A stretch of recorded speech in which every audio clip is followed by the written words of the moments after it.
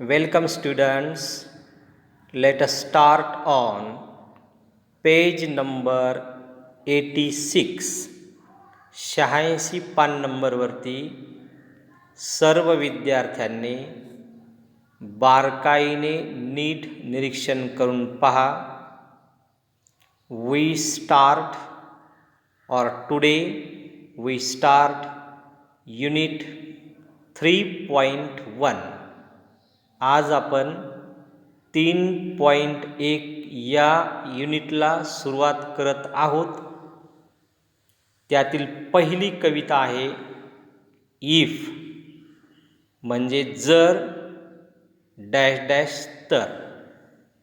हा शब्दच मुळात ॲडव्हर्ब क्लॉज ऑफ कंडिशन, क्रियाविशेषणाचे उपवाक्य किंवा शब्द का जो अट दर्शवितो.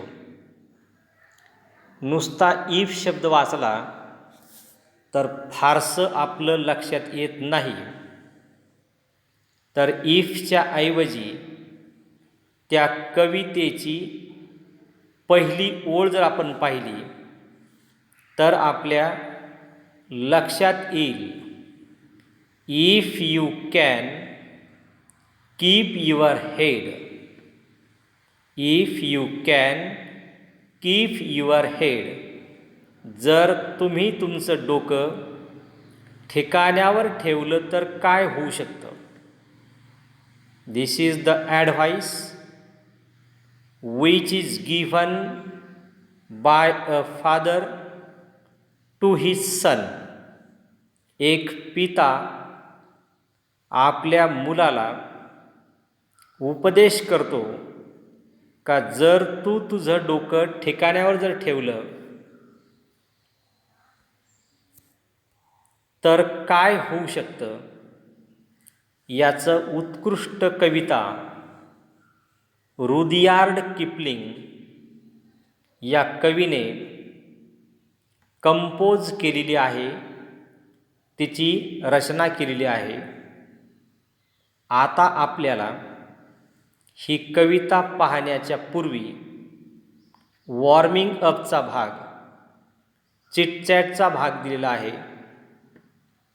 याचाही अभ्यास करण्यापूर्वी पहिल्यांदा या कवितेमध्ये जे बॅकग्राऊंड नॉलेज आहे त्याचा अभ्यास करण्याचा आपण प्रयत्न करूया.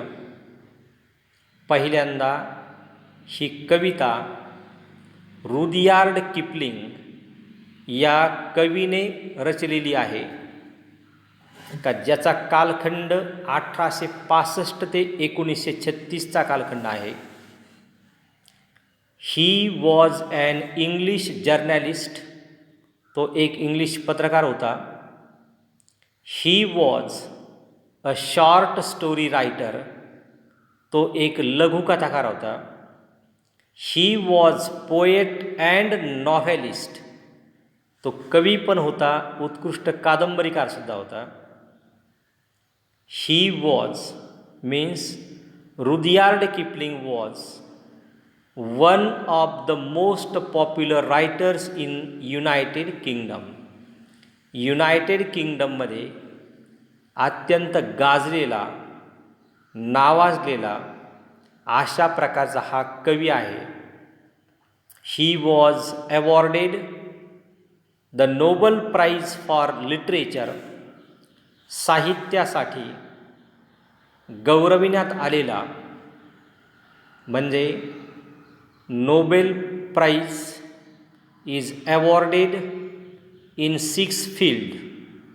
नोबल प्राइज हे 6 क्षेत्रामधलं मध्ये दिलं जातं. त्यापैकी एक इम्पॉर्टंट, अतिशय महत्त्वाचं क्षेत्र आहे ते म्हणजे साहित्य. ज्याचं साहित्य, ज्याचं लिखाण हे अलौकिक दर्जाचं असतं, अशा सगळ्या कवींना, अशा सगळ्या लेखकांना हा नोबेल पुरस्कार दिला जातो. असा हा बहुसन्मानित नोबेल पुरस्कार was given to him at the age of 42 in 1907 वयाच्या 42व्या वर्षी 1907 रुडियार्ड किपलिंगला साहित्याचा नोबेल पुरस्कार मिळाला. या कवितेमध्ये ही झाली रुडियार्ड किपलिंग या कवीबद्दलची माहिती. मग त्या कवीने लिहिलेली ही कविता, यामध्ये काय आहे? This poem deals with advice given by a father to his son. एका बापाने एका मुलाला केलेला हा उपदेश आहे. या उपदेशामध्ये तो कवी त्या मुलाला सांगतो की both Victory and defeat is a मियर illusion in life and he should be unaffected in both the situations. पुन्हा एकदा ऐका. The poet says that both victory and defeat, both dash and दोघेही, व्हिक्टरी अँड डिफीट विजय आणि पराजय, is a मियर illusion ही केवळ एक भ्रामक कल्पना असून he should not be unaffected in both the situation. म्हणून बाळा, तू काय कर तर तुझ्या जीवनामध्ये या दोनही घटनांनी खचून न जाता, जादा आनंदी न होता तू संयमित राहा. आणि जर संयमित राहिला तर काय होईल? तर तू तुझ्या जीवनामध्ये यशस्वी होशील. अशा प्रकारचा एक सल्ला तो बाप आपल्या मुलाला देत आहे. आपल्याकडे सुद्धा संत वाङ्मयामध्ये ना उल्हासे ना संतापे, ना उल्हासे ना संतापे, कोणत्याही गोष्टीमुळं अति आनंदित न होता आणि कोणत्याही वाईट घटनेने खचून न जाता जो संयमित राहतो तोच खऱ्या अर्थाने काळाला जिंकू शकतो. अशा प्रकारचा मेसेज एक बाप एका मुलाला, आपल्या मुलाला तो काय करतो बा, देतो. अशा प्रकारची बाप आणि मुलाची जोडी असेल तर या जगामध्ये खरोखर आनंदी आनंद झाल्याशिवाय राहणार नाही. This is the background knowledge of the poem which is given in the poem and says Rudyard Kipling. Let us start. सगळ्यांनी माझ्याबरोबर 3.1 इफ नावाची कविता काढा. 86 पान नंबरवरती ध्यानपूर्वक पहा. चिट चॅटमध्ये फॉर्म ग्रुप्स अँड चॅट, गट तयार करा आणि गटागटामध्ये या 4ही प्रश्नांची उत्तरं देण्याचा प्रयत्न करा. कारण का यामध्ये हे 4ही प्रश्न पर्सनल रिस्पॉन्सचे आहेत, वैयक्तिक प्रतिसादाचे असल्यामुळं students are expected to attempt their own.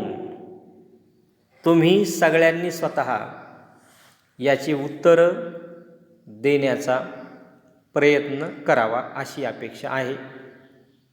Everybody's answer differ from one अनादर. Question number 1. How do you react when your parents scold you? How do you react when your parents scold you?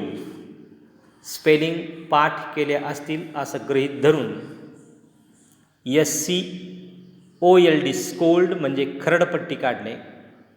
मग आता प्रश्नाचा अर्थ आला, तुमचे आईवडील तुमच्यावर रागावतात तेव्हा तुमची प्रतिक्रिया कशी असते? प्रत्येकाचं उत्तर हे भिन्न भिन्न असणार आहे. तरीसुद्धा एखादा मुलगा सांगू शकेल. आता पुस्तकाबरोबर तुमच्या हातामध्ये वर्गपाठाची वही आणि पेन आणि पॅड मांडी घालून किंवा खुर्चीवरती बसून टेबलवरती वही ठेवून क्वेश्चन नंबर 1 चिटचॅटमध्ये लिहून घ्यायचा. How do you react when your parents scold you? Question mark. ANS. प्रत्येकाचं उत्तर हे भिन्न किंवा वेगळं असणार आहे. तर एखादा मुलगा उत्तर देऊ शकेल. काय उत्तर सांगेल तो? My parents do not scold me. माझे आईवडील माझ्यावर रागवत नाहीत. Without any reason. बिगर कारणाशिवाय ते मला रागवत नाहीत. उत्तर लिहायला सुरुवात करा. My parents do not scold me without any reason. If they scold me it should be my mistake.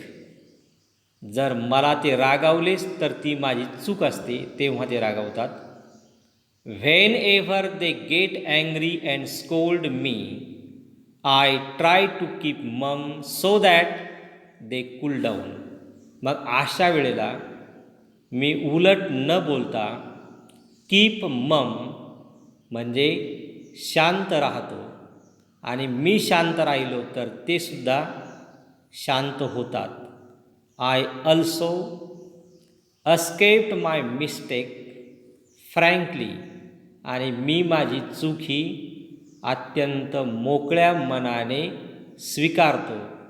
If that is the only reason for their scolding. If that is the only reason of their scolding. याच कारणामुळं ते कधीकधी मला रागावतात. लिहिलं उत्तर. Number 2.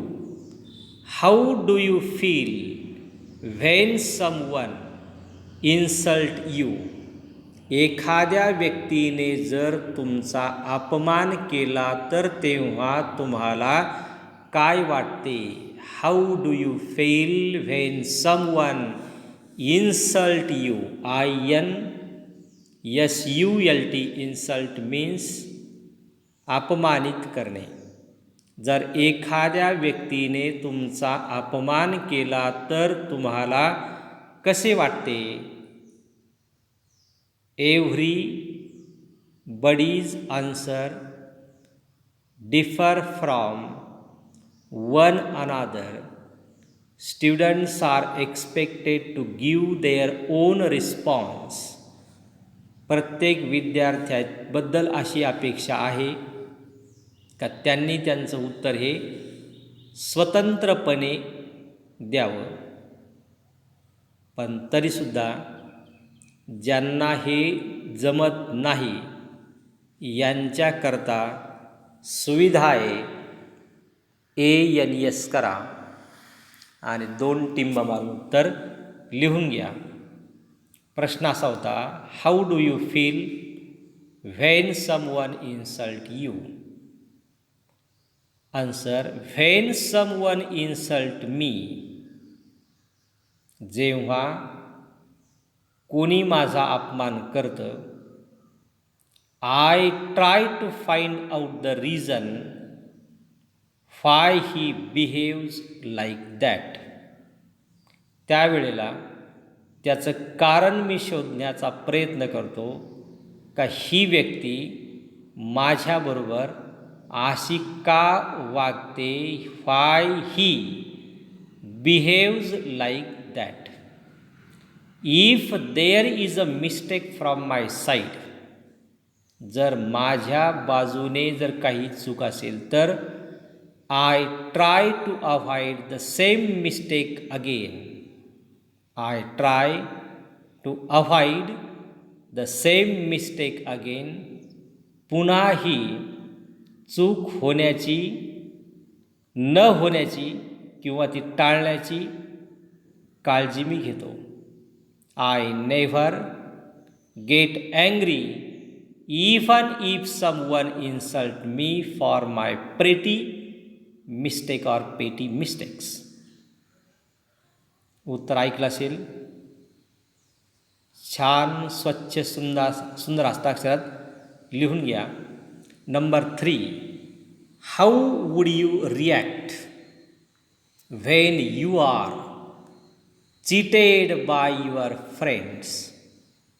हे सगळं पाहताना कवितेचं टायटल डोळ्यासमोर ठेवा. If you can keep your head. जर तू तुझं डोकं ठिकाणावर ठेवलं तर मग समोरचा कितीही तुझ्यावर भडकला, कितीही रागावला, तरी अशाही प्राप्त परिस्थितीमध्ये शांत राहणे. तुला एखादी 25 लाखाची लॉटरी लागली तरीही शांत राहणे. असं शांत राहणं प्रतिकूल आणि अनुकूल परिस्थितीमध्ये हे भल्या भल्यांना जमत नाही. प्रचंड ज्ञानी माणूस असेल आणि ते ज्ञान जर त्याच्यामध्ये मुरलं असेल तरच असा माणूस या कवितेला ऐकण्यास आणि अभ्यासण्यास तो पात्र आहे. Come to the point. How would you react when you are cheated by your friend. जर तुमच्या मित्राकडून तुम्हाला अशा प्रकारची वागणूक मिळाली तर कशा प्रकारची? चीटेड म्हणजे जर तुम्ही फसवले गेलात तर तुम्ही कसे वागाल? टायटल लक्षात ठेवा. If you can keep your head. जर तुम्ही तुमचं डोकं शांत ठेवलं तर. प्रश्न आपल्यासमोर आलेला आहे. तुमच्या मित्राने किंवा मैत्रिणीने तुम्हाला जर फसवलं तर तुम्ही कसे वागाल? I am quite sure that any of my friend wouldn't dare to cheat me. मला 100% खात्री आहे का माझा कोणताही मित्र मला फसवणार नाही. परंतु असं झालंच तर काय होईल? But if it happens, HAPPENS, if it happens I would try to make him realize whatever she has done is very wrong. जर मला माझ्याबद्दल जर असं घडलंच तर माझ्या मनामध्ये नक्कीच असा विषय येईल का हे अत्यंत चुकीचं आहे, त्याने माझ्याबरोबर असा व्यवहार करायला नको होता परंतु केला. And whatever he has done is not good for him. आणि जर असं फसवलं असेल तर त्यालाही ते चांगलं राहणार नाही. अशा प्रकारची एक भावना माझ्या मनामध्ये निर्माण होते. आता शेवटचा last and best questions. Y is it wrong to make a difference among friends who belongs to a different class, color or community. प्रश्न लिहून घ्या, बारकाईने पहा. Why is it wrong to make a difference among friends who belong to a different class, color or community? वेगवेगळ्या वर्णाच्या, वेगवेगळ्या रंगांच्या, वेगवेगळ्या जातींच्या मित्रामध्ये भेदभाव करणे का चुकीचे आहे? जर सगळेच जण ईश्वराची मुलं असतील तर रंगावरून, जातीवरून, धर्मावरून, पंथावरून कोणी कोणाचा भेद करता कामा नये. आणि तो अधिकार आपल्याला ईश्वराने दिलेला सुद्धा नाही, तरीसुद्धा अधिकार नसतानाही असे लोक कधीकधी वागतात. त्याचंच मोठं आश्चर्य आहे. Come to the point. Everybody's answer differ from one another. प्रत्येकाचं मत हे भिन्न असणार आहे, तरीसुद्धा वन कॅन से, एखादा म्हणू शकेल, ANS, we are friendly with those who are good at soul and mind.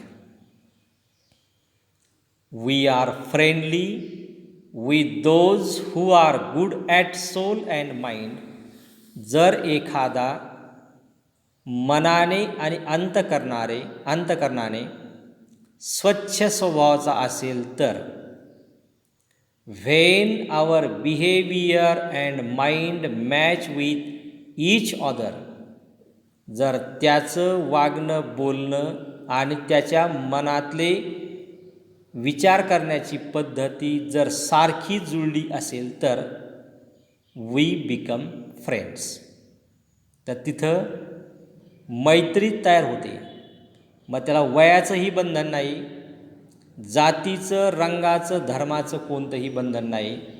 फक्त तुमची वागणूक आणि त्याची वागणूक, तुमचं मन आणि त्याचं मन, त्याची विचार करण्याची पद्धती, तुमची विचार करण्याची पद्धती जर एकमेकांना जुळली तर असे माणसं जीवनामध्ये एकमेकांचे जिवलग मित्र बनतात. I personally feel that friendship is not built on the basis of caste, not basis on color, not basis on community. धर्मावर, जातीवर ही आधारलेली किंवा मैत्री ही आधारलेली नसते. It develops on the basis of how we understand one another. आपण एकमेकांना किती समजून घेतो याच्यावरती ही मैत्री अवलंबून असते. अशा पद्धतीने आज आपण 22-23 मिनिटाच्या व्हिडिओ क्लिपमध्ये फक्त 4 प्रश्नांचा, कवीबद्दलच्या माहितीचा आणि या कवितेमध्ये कोणत्या प्रकारचा उपदेश केलेला आहे एवढंच पाहूया. राहिलेला जो भाग आहे number 1, complete the table by providing suitable reasons to the given actions. हा जो भाग आहे तर तो भाग आपण उद्या कंप्लीट करूया. तोपर्यंत okay, all the best, have a nice day to everyone. धन्यवाद.